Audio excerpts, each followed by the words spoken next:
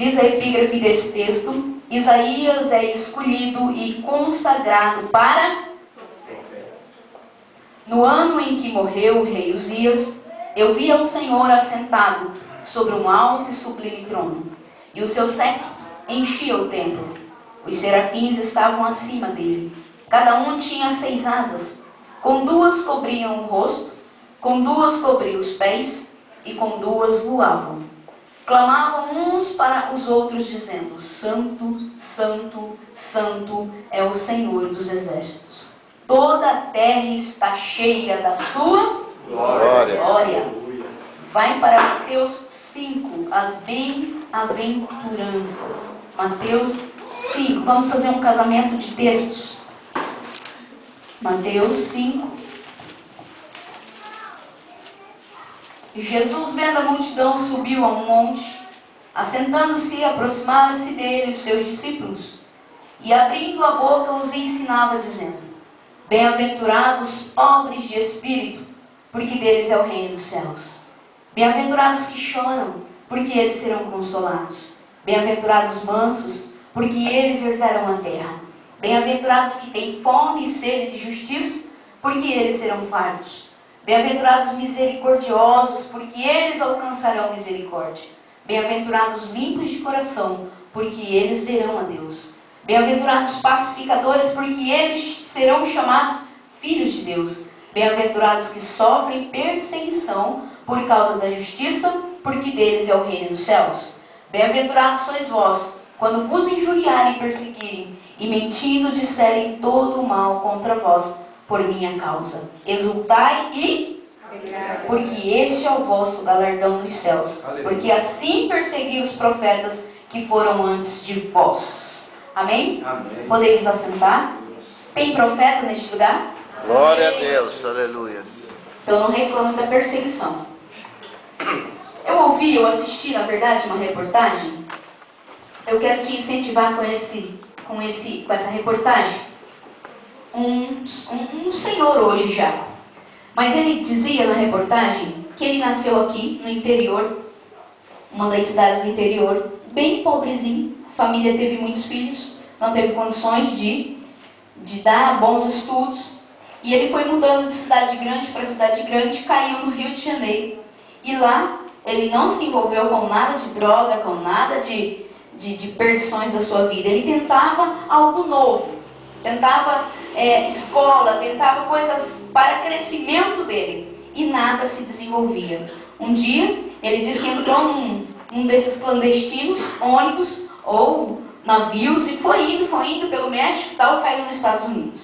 Quando ele chega nos Estados Unidos, não tinha casa, não tinha conhecido, não tinha amigos nenhum. Ele dormia no banco, em Manhattan, dormia no banco, no período do inverno, não é agora, lá é verão, no período do inverno, finalzinho do ano, e ele dormia debaixo de neve, né? Porque ele deita, quando amanhece, está coberto de neve.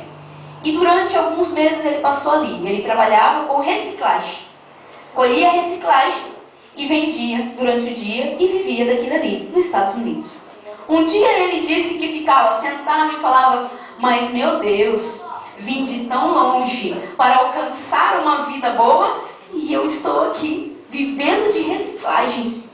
Eu vendo e como, no outro dia eu tenho que colher para vender, para comer novamente. E aí um dia ele deita e ele tem um sonho. E ele sonha que em uma árvore pousavam vários pássaros. Vários pássaros. E de repente eles eram assustados. E quando levantava voo, eram bolsas. Bolsas de mulher. Que tinha asas e tinha vários tipos de modelos. Vários modelos. Era pássaros no início e quando voavam eram bolsas. E ele gravou as bolsas, o modelo, ele guardou. Quando ele despertou pela manhã, ele ficou pensando o dia todo: o que será que é isso? O que será que é isso? Então ele pegou o que ele tinha de reciclagem, vendeu, comprou couro, linha, agulha e foi fazer os modelos que estavam em sua cabeça. E fez as primeiras bolsas de acordo com aqueles modelos que ele sonhou. Colocou em uma das ruas bem movimentadas em Manhattan, próximo aos shoppings das mulheres madames. E de repente passa uma mulher e olha e admira aquela coleção de bolsas. Quem as fez? Fui eu. Você as fez? Sim. Quanto você quer? Nessa aqui, tanto. E nessa aqui, tanto. Foi fazendo. Quanto? Eu vou levar tudo. Faz uma outra quantidade dessas aqui. Eu quero mais. Levou toda a primeira coleção. Aí ele fez a segunda, ela veio, levou tudo. Fez a terceira, ela veio e levou tudo.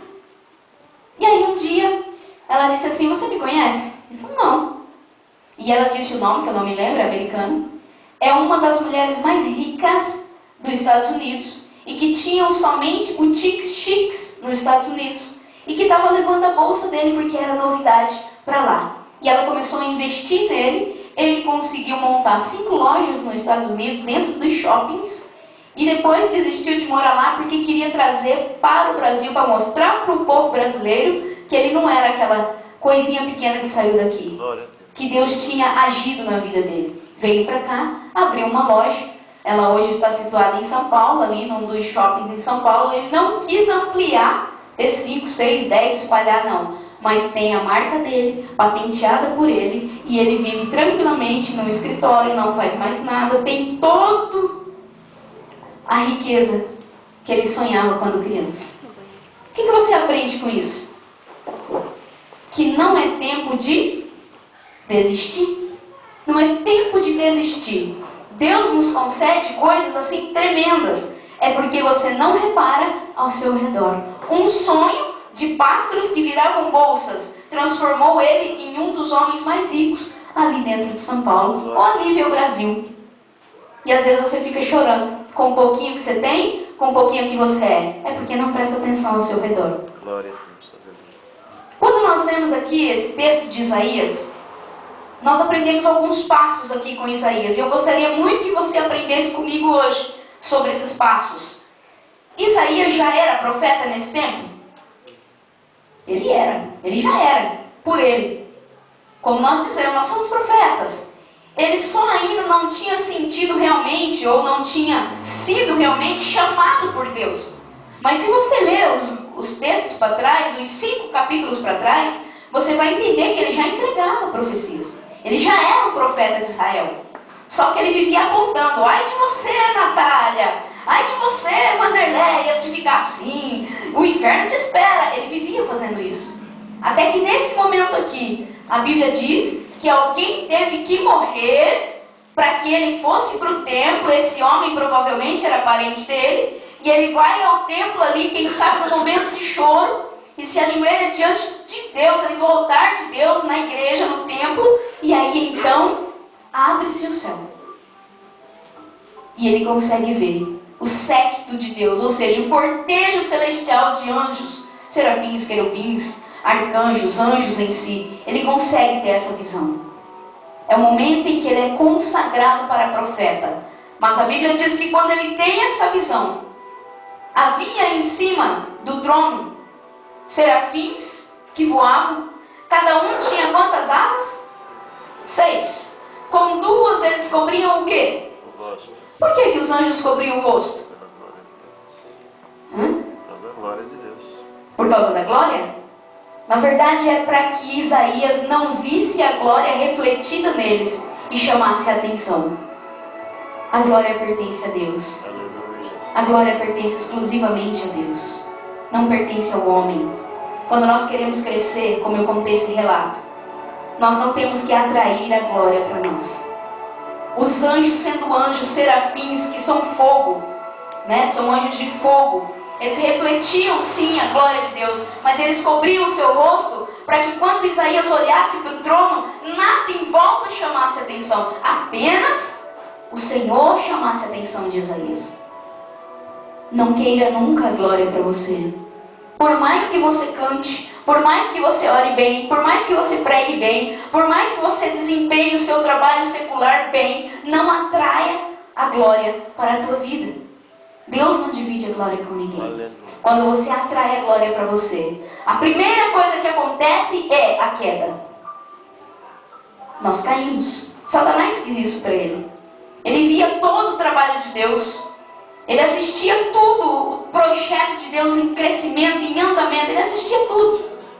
E ele usurpou, ele desejou, ele almejou ser maior do que Deus. Não só igualado, mas maior do que Deus. Porque ele pensava que ele conhecia todos